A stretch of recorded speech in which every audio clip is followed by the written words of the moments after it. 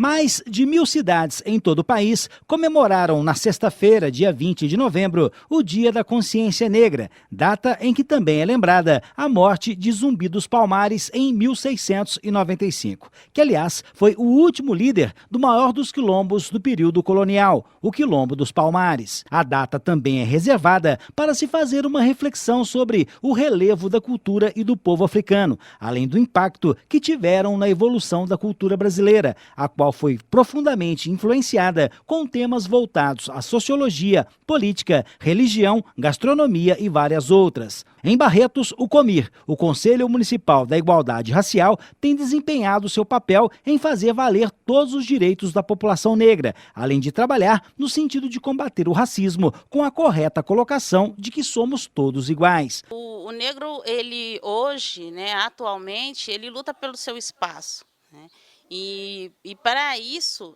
ele vem se formando, ele vem se fortalecendo e vem se organizando. Porque como são leis que barram a prosperidade do negro no Brasil, então precisamos ter também pela lei, por lei, medidas que possam diminuir essas barreiras.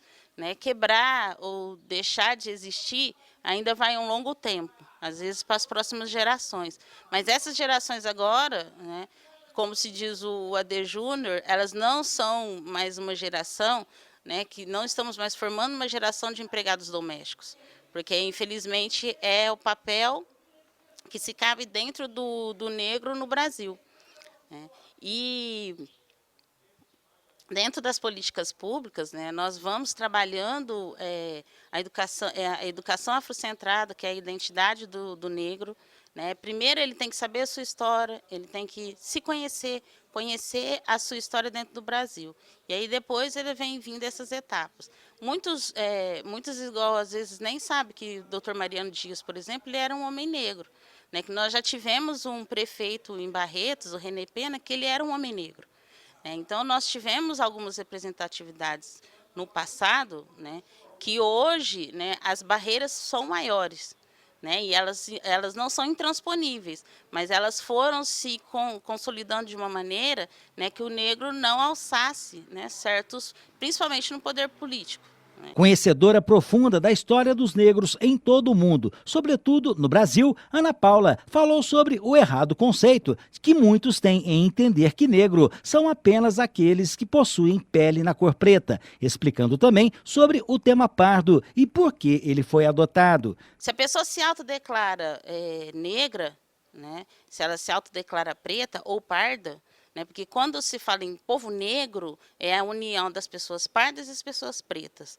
Porque o IBGE, na época, eles precisavam fazer o censo no Brasil e eles não conseguiam. Porque as pessoas sabiam que era ruim se autodenominar negros, mas também sabiam que não eram brancos.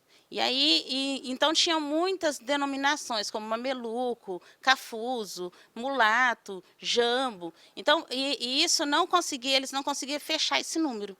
E aí foi inventado esse nome pardo, porque o pardo é o de pardal, que é sem cor definida. Você pode ver que um pardal, você não consegue definir a cor de um pardal.